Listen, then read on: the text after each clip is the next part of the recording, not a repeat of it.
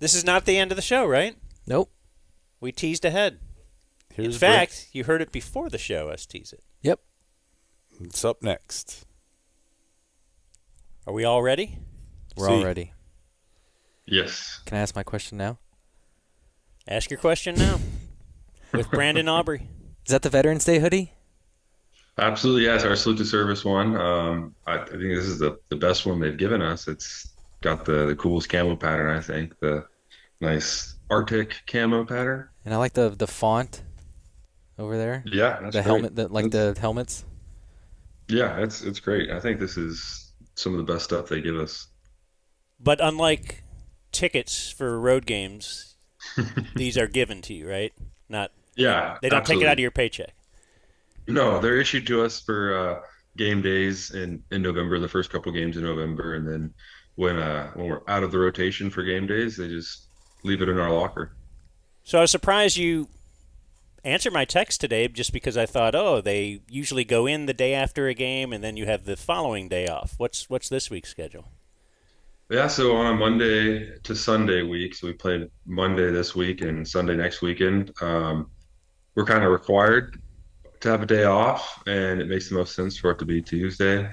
Just get our normal Wednesday and Thursday practices, and those are the meat of our preparation. And a lot of guys go in on today, just to get their workout in, maybe watch some film with their coaches and whatnot. But I don't really have much film. I got four plays to watch. I can get it in Wednesday, get my lift in on Wednesday, and just make Wednesday a heavy day for me.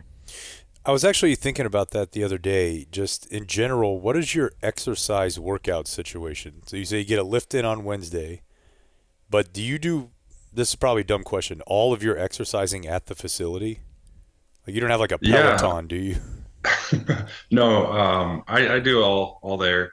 Had a home gym set up in the garage during COVID, but have taken that down, put our cars in pretty snug there. So I get all my workouts in at the start. We do a lift the day after the game usually, which on a Sunday would be Monday, and we'd have our Tuesday off, like you guys mentioned. But with the short week, I think we cut down one lift. And other than that, with practice, I'm dressed up and out there. So I try and run around, whatever that looks like. Don't want it to be run gassers or sprint 100 yards 5 times. So I just run around, and if somebody throws me a football, it makes it a little more exciting. If not, I'll just run around until I'm tired. But you would never just say like, hey, here's a trail, I'm going to go run a few miles. No, that's off-season stuff. You do that in the Definitely not off-season? doing it. Yeah, it's off-season stuff. And what does the off-season look like? Like, are you a distance guy? Will you just, I mean, soccer guys can always. Yeah. Yeah. I used to be a distance guy, with soccer distance, and then you'd throw in some sprints, a little bit of Tabatas and fartleks, stuff like that. It's scientific. I don't even I feel know like what I that know a stuff lot is. about exercise stuff, and I have no idea what you just said. Yeah, just those are super specific strength coach conditioning words that I have no idea what they are. I look at it and I always thought, oh, those are weird words, whenever they came up with those, but then just run whatever's on the sheet.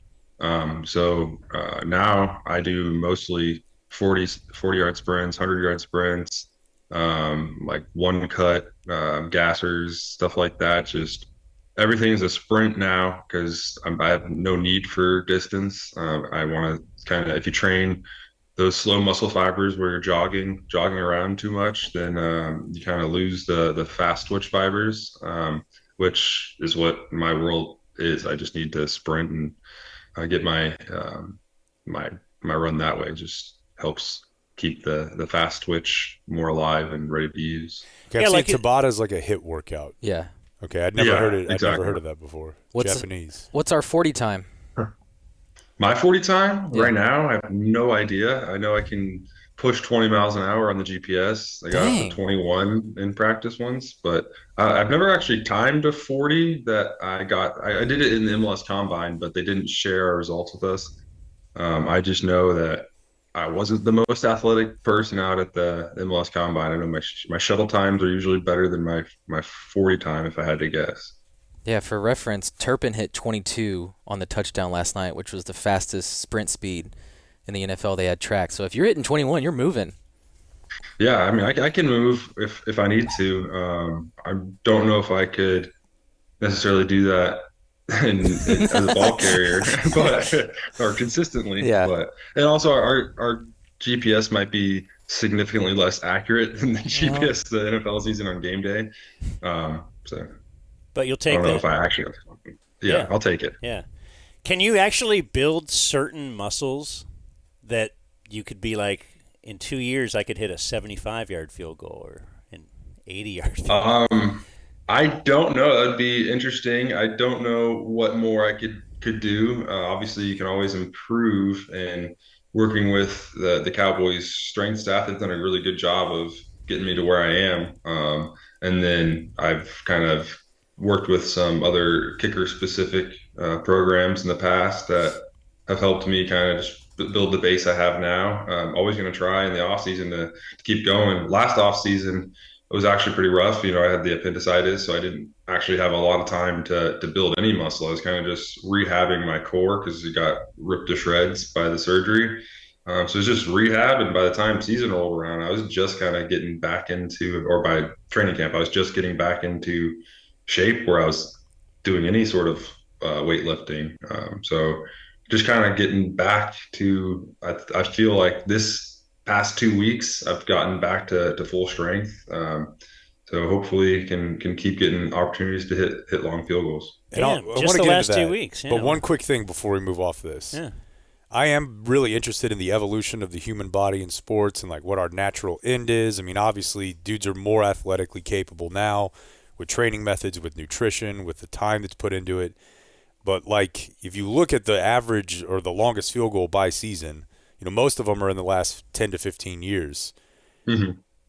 I do wonder if like 15 years from now, you'll just have a guy who can hit from 75. Like it just, I I wouldn't be wonder what surprised. the end is, you know? Yeah, I'm not sure that right now the long distance range is capped by kicker's ability, more probably capped by coach's willingness to give up the ball on your side of the field. Yeah. So I know that it's really not super likely that you make a 60 plus yard field goal. So anytime the coach sends you out there, he's kind of conceding instead of punting the ball and getting 40 yards of field position and giving up 8. It's like Yeah, you'd it's have to not get to a point where yeah. the math worked out, right? Like where you'd be hitting at a high Exactly. enough percentage where the expected points would outweigh, what you're giving up on the other end. Exactly. But if Yeah. 70 becomes the new 55 by, 2040, I Yeah. don't know. Well, yeah, 55 is still a long way, still a long way out. I don't know how many 60 plus yarders have been this year. I think it's just been 3 so far. So we're still trying to get coaches comfortable hitting from 60 plus. I know I'm lucky. I've got one in McCarthy and Bones there, so hopefully can keep them around. Well, there could be 4. Could be 4. Yeah. Oh my gosh, 66 and 64 now. It's tough. Those would be, tied for the longest field goal in NFL history and tied for the third longest in NFL history. So I'd love to have those and hopefully just keep getting the opportunity to kick them because not a lot of guys even get the opportunity. And obviously, if you make it, you keep getting it. If you miss it, they might start pulling those away from you. Well, that's right. The 66 you're talking about is Cleveland, right? Mm-hmm. Yes. Yeah.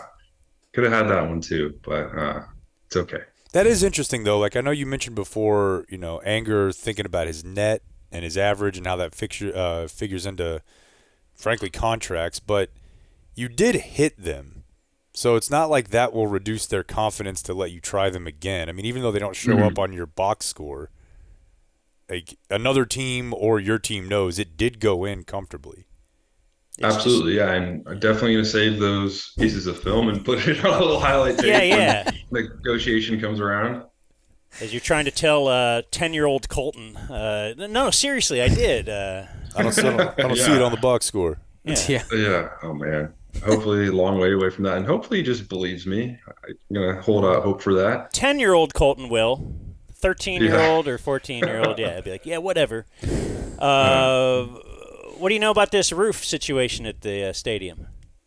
Yeah, I was out there trying to do my steps, my normal. I could go out, I think 2 hours and 30 minutes before the game starts, and I'll walk the field, just kind of visualize kicking the ball from various different spots. And our security guy came and stopped me and said, "Hey, you can't be on this side of the field. We're looking at a piece of metal that's dangling from the rafters."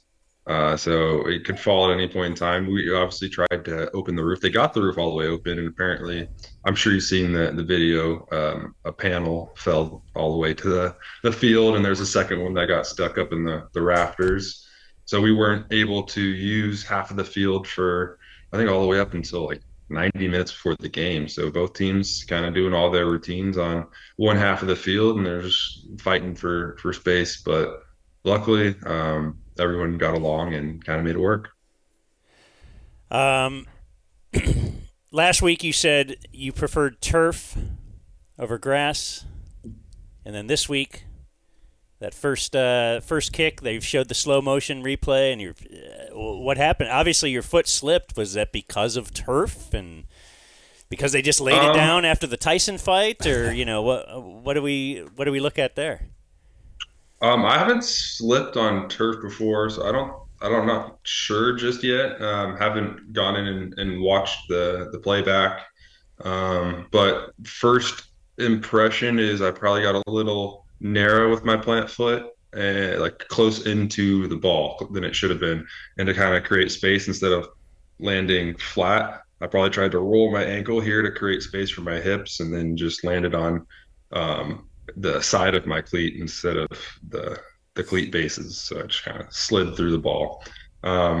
So my foot slid about I don't know, like 2 feet, and obviously I'm way ahead of the ball at that point. So just kind of jabbed at it with my quad and made decent contact still.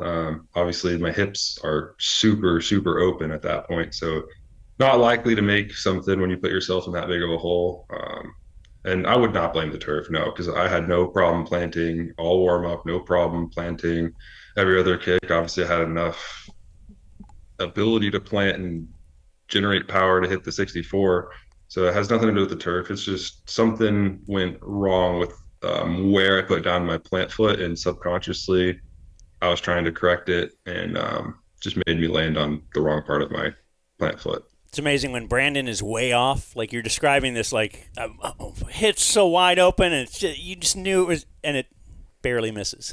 Yeah. Is that the soccer in you, just being able to adjust like that? Yeah, absolutely. Because I've hit a ball a million different ways, and it happens so fast. You don't really know what's going on, but you know where your target line is, and kind of, okay, my hips slipping forward this way, so I need to wrap my foot around the ball in a different way. So just when it's happened, and then I kind of think through what did I do and why did I do it, and then kind of arrive at the reasoning more than, because you don't have time as it's happening to think about what you need to do. It's a split second thing, and that just comes from repetition, hitting a ball, hitting a soccer ball a million different ways, and just trying to get to your target. Because obviously in soccer the ball's moving, you got a defender all over you, you're not in the same body posture ever when you hit a ball. So yeah, I think the soccer really helps there, and obviously would have been better if it helped just an inch or two more and got it inside those uprights. Why are your shoes two different colors? Just what I was given. They have the black soccer cleats there at the Cowboys facility, and they got the white football cleats. I would have preferred to have two white cleats. I think my foot looks a little slower in black. But it's what we got, and kind of my thing now. So I'm gonna run with it. So I've always been a big fan of the the video that the Cowboys media team would put out, the sounds of the sideline. We haven't got to see a ton of them this year because they put them out. They only put them out after wins, but I know that they do roll on it and record it every week. Do you just forget about that, or are you ever cognizant of, because they get right up into some sideline stuff? Yeah, you see the floating mic, that little boom that they hang, Okay. and if you see it over you or someone you're next to, you just give them a little elbow tap, like, hey, you're on the mic. But if they get it over there in the right moment, if they sneak it over while a big play's going on, and you're fixated on the game, then yeah, I could get something. But The specialists are staring up at the scoreboard the whole time, so the mic comes in, we see it pretty quick. We try not to say anything controversial or get us in trouble on the sideline. And if you do, you kind of try and cover your mouth before you do it. Yeah, some guys. I don't know if it's not controversial, but some guys just have no filter. Yeah. But the website and the people who run it, they get very creative with when they use an expletive. They'll put something in parentheses, and it'll say like guys or That's hilarious. blasted instead of effing or something. It's very funny to me. Yeah. So because some guys Well, that's awesome. just go for it. It's good stuff. I want to see Yeah, another one. absolutely. Hopefully we can get one for you soon. So we had a game watching stream here last night, and so we're all just watching the game, having fun, and we were all rooting so hard for a halftime NFL record attempt. Are you thinking of that at all when they're at the 40 and nearing midfield? Like, man, if they stop, or what's in your mind as you're doing that? Because I see you over there warming up.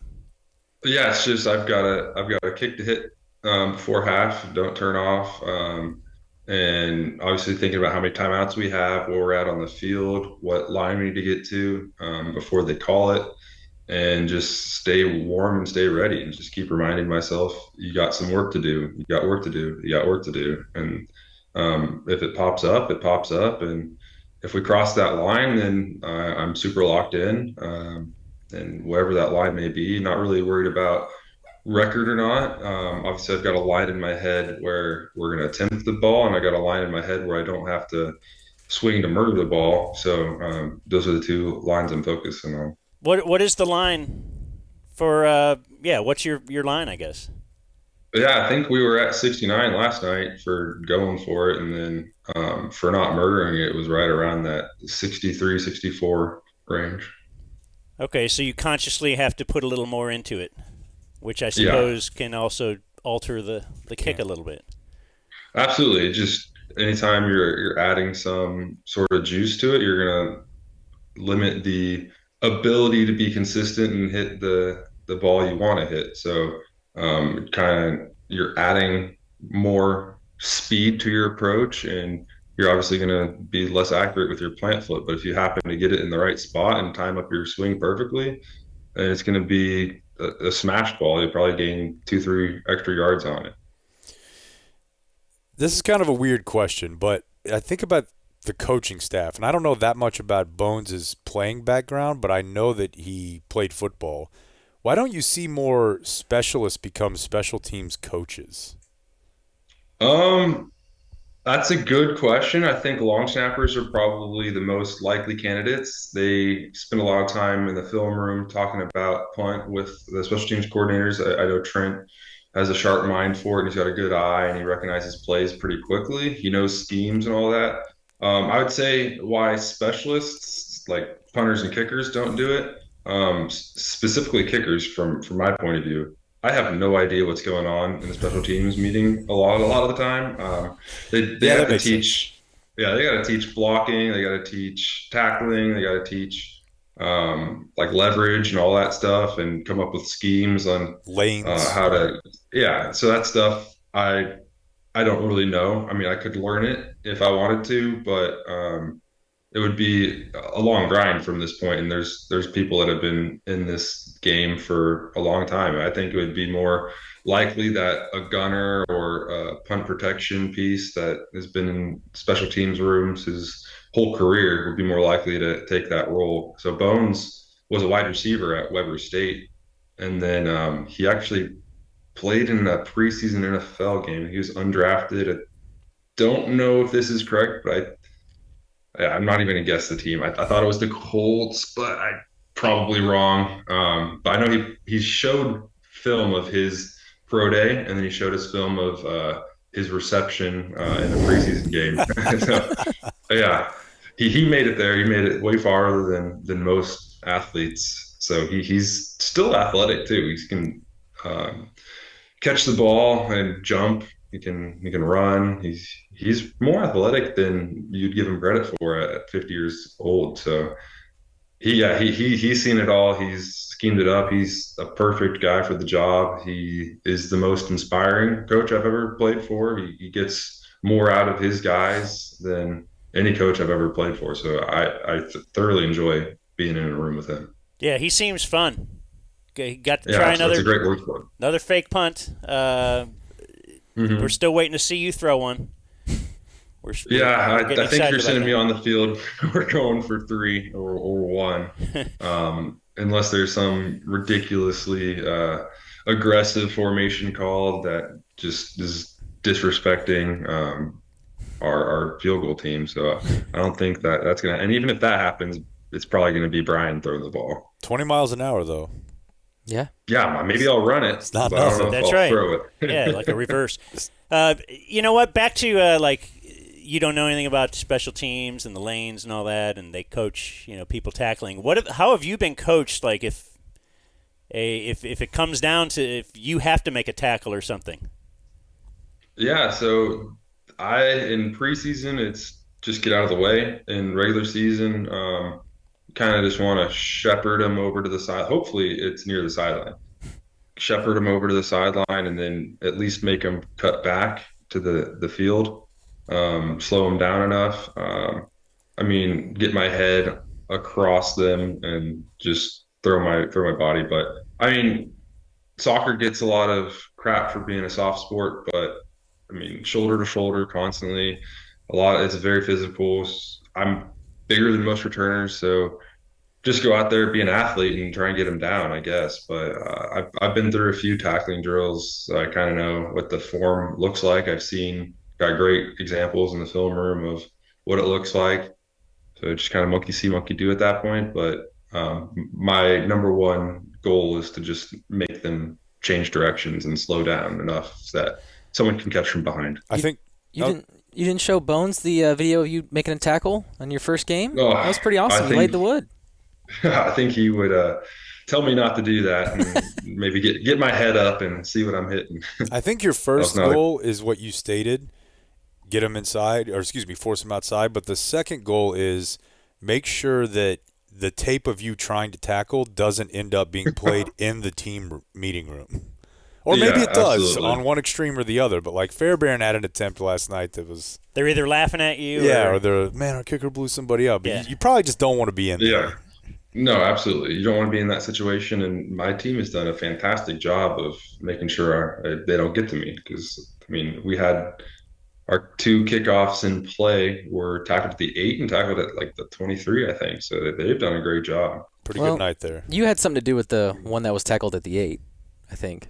Yeah, that's kind of more on them. They're trying to, obviously, they understand that we're kicking to one guy and they want the other guy to get the ball, so they did a late swap. I hit the knuckle ball there because I saw them talking and looking like they were going to swap. So just hit a knuckle ball and hit it right with it swinging hard back left and towards the ground. So he's taking off to his left, trying to get over to the ball, and then he realizes, oh crap, it's starting to break right. So then he stops, goes right, hits him in the gut, and just can't quite hold it. And so just sometimes you're being a little bit too cute, and I think that's what they were doing there. Speaking of soccer, which we kind of were, right, a couple minutes ago. Yeah. Notre Dame had a game-winning kick this week. I don't know if you saw it. Oh, I have not seen it Okay, yet. well then we are going. Team? Hold on. Well, let's. You play it? Yeah, we're going to play it for you. Wow. In fact, so we're going to play you 2 videos. Number 1, I don't know if you know who John Boy is, but John Boy is on the internet, and Okay. I don't know who that is. he will necessarily break. He usually breaks down baseball videos, Okay. but people will send him cool videos of all sorts. So he's breaking down how we got to the game-winning kick for Notre Dame. Gotcha. So let's watch that. And I have seen We've this. got a This was Did I got this fantastic right? finish between Stanford and Stanford Notre won. Dame I'm sorry. in the ACC tournament. There's 35 seconds Oh, left. no. Goalie grabs it at 33 seconds, and then he lays down on it.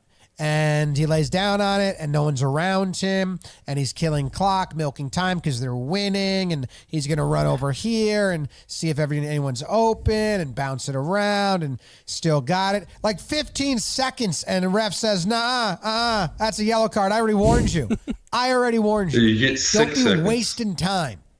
You know? I love that. So now they got a free kick in the box to tie the game with 12 seconds remaining in an elimination game in the tournament. But their wall becomes very mobile, and bam, it goes in. So you get 6 seconds? You get 6 seconds as a keeper on the ball. It's never called that way, but he was being egregious with it. So yeah, 15 seconds is obviously 2.5 times that. Yeah, it's like the I've NBA on the free throw line. Like they're really not going to Exactly. call it unless you like Giannis was getting ridiculous with it. And was I it? think it was the inchworm there that probably got him in trouble. Like, I don't know, he's putting his face on the ball, they're hiking his butt up. Like, That was really weird. A little downward that's dog. egregious. And so this Uh-huh. this conference tournament, I mean, between Stanford, this is a pretty big deal, right, for Notre Dame? I think this is. I'm not sure if this was. Yeah, this is too early to be NCAA, and Stanford in the ACC now. Nobody Yeah, knows. They're Yeah. Pac-12. Yeah, this is No, this, the Pac-12 doesn't exist anymore. yeah, this was their conference tournament. Interesting. Yeah, well, that's unfortunate. Yeah, no. It's crazy. Like a couple weeks ago, like Stanford was at Miami Yeah. for an ACC game. Oh man, that's tough. So anyway, yeah, your Notre Dame Fighting Irish, they tied up with 6 seconds left, and you would think we're headed Yeah. to kicks or something, right? Mm-hmm. But let's play clip number 2. Travasos right now is just trying to shield Schnebly so he can't see the ball. I'm still seeing the. Yeah, hold on a second. Ferguson, and it takes the deflection, it goes in! Notre Hold on. Dame ties it up This is right. with Okay. 10 So- seconds to go! The announcer's pretty excited here. In the 90th minute, Naturally. Ferguson draws level. Here's a Hail Mary of a shot. Oh my God! That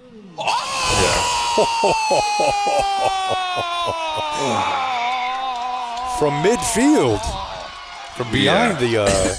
Hooper! 1 second left! Damn. So Okay, I may have gotten it wrong who won. sorry But about it was a Yeah. game-winning kick. Yeah, sorry about Involving that. Yeah, Notre absolutely. Dame. I've seen this before, and as a Notre Dame grad alum, that's not what you want to see. I don't want to say too much, be too critical, but yeah, it's got to be better from the goalkeeper. Obviously, looks like he can touch the crossbar standing up, and I'm sure he's a much better player than that. I haven't seen too many games since I've been gone. But you don't want to be on a highlight reel just like that. It's like the kicker trying to make the tackle and go Yeah, on that's Sports tough. Center. And Yeah. then lastly, did you watch Tyson Paul? I tried Netflix stream issues at my house. I checked in at 10, saw it wasn't on yet, checked in at 10:30, and I saw they were starting to come out. Like I saw a car in the stadium. He's Yeah. riding out with his brother. And at that point I got the wheel of death for about 5 minutes and it was like, it's too late to deal with this. I'm going to bed. So I heard it wasn't that exciting of a fight, which is surprising with the two names you had there, but The whole thing was Yeah. just it was a spectacle grab. for sure. But so you're Yeah. 29. Mhm. I'm 39, so I obviously completely missed the Paul universe. But like, was there a time where you were a fan of the Paul brothers? I've never been all over like So- YouTube watching like all the YouTube stuff. When I go on YouTube, it's to kind of watch podcasts and stuff like this. Joe Rogan, other stuff like the McAfee show. I don't really do stuff like that. I did watch their documentary and just to kind of get a feeling of who these people are that are taking over YouTube, and props to them. They're smart guys. They know what they're doing, and he seems like a good athlete that's picked up boxing. And I heard he called out Conor McGregor for a UFC fight. That one seems like it wouldn't go too well to me, but if Well, yeah, I don't know. like what See, he's doing. here's the thing. He called him out, and that's what I said yesterday. Is it's gross what society has become through one lens, but also I respect him as a marketer, as a business person, as an innovator. But on the fight with Conor wants him to get down to 170 to box, which he weighs like 225. Yeah. And so Paul's response was, why don't we do it MMA, and we'll do it like they used to do it when the UFC started, and we'll do no weight stipulations. So he's like, well, we can do martial arts, but you're going to be fighting 50 pounds smaller than me, which I think maybe is a big enough deal to where I might lean Jake Paul. Yeah. 50 pounds is a lot. It's hard to describe just what 50 pounds feels like, but I feel like McGregor would still have him. I don't know. Is McGregor still training? I'm sure he could get there, right? I could just give him a few months, but you know what I'll do? Watch it. Yeah, absolutely. Without a doubt. As long as it's a playable stream, I'll watch it too. There's the key. Yes. Yeah. That's very key. All right, man. Well, we appreciate your time today on your off day, and we'll talk next week. Absolutely. Thanks for having me. Enjoyed it. See you, bud. There you go. And that was Brandon Aubrey. Oh, you want to put this in after? Pretty good what we said to him. Yeah, I thought you had some great stuff, Jake. I know. You were shining.